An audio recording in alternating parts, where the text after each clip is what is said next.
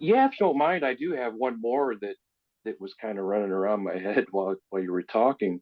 Um, in your treatments and more, you have the hypothesis that this this treatment can actually affect receptors in the brain, like opioid receptors. I find some of this really interesting. And personally, my doctor, it's been over a year and a half now since I've been off of Vicodin, and they put me on a medication called LDN, low dose naltrexone, which feels like a sugar pill, to be honest. I don't know.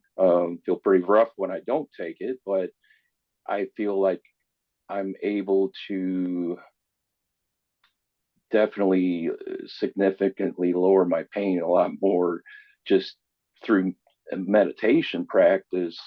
Um, but they claim that the LDN actually um, covers up the opioid receptor and therefore inducing serotonin or something like this. But I don't know. I think they're still trying it out. But um, yeah, as far as the receptors go, I mean, what's the story with that?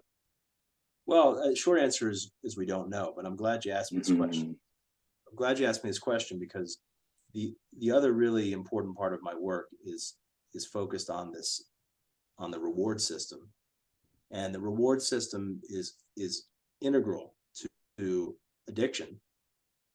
And what we know from a ton of neuroscience is that as a person becomes more and more addicted to a drug, there are changes in the brain's reward system so that the brain becomes more sensitive to drug related cues and triggers, and it becomes less sensitive to natural healthy rewards.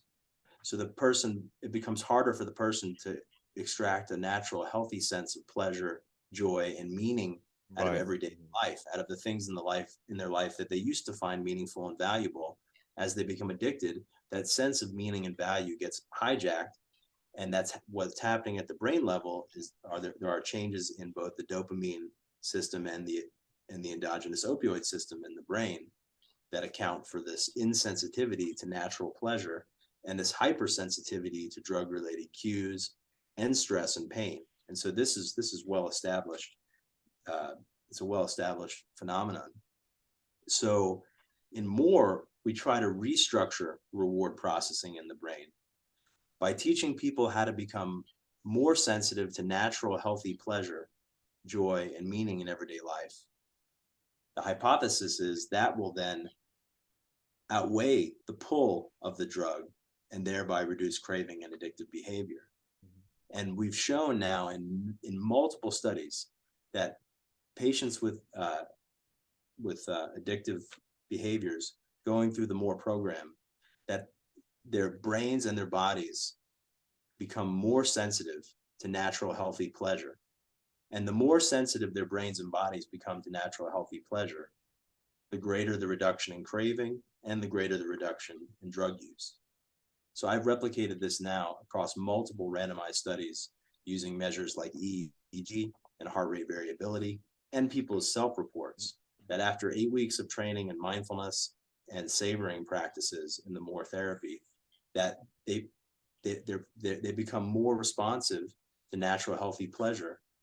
And that's really, I think, probably my most important contribution to science. And we don't know what's happening at the receptor level, but if I had to bet, I would bet on three neurotransmitters. I would bet on changes in the endogenous opioid system, which we know is associated with the feeling of liking and pleasure. I would bet on dopamine, which is involved in wanting and attention. And I would bet on the endocannabinoid system, circling back to cannabis, and the original endogenous ligand that they found for the cannabinoid system is anandamide, and an anandamide is named after Ananda, which in Sanskrit is translated as bliss. So it could be in any one of those three neurotransmitter systems. It could be other neurotransmitters. We don't know, and I hope we find out. I actually have some colleagues right now in Switzerland who are using PET scanning to examine the effects of mindfulness-oriented recovery enhancement on dopamine function in the brains of people with fibromyalgia. And that study should be done in about a year or so. So that'll be really exciting to see. Yes, absolutely. Thank you.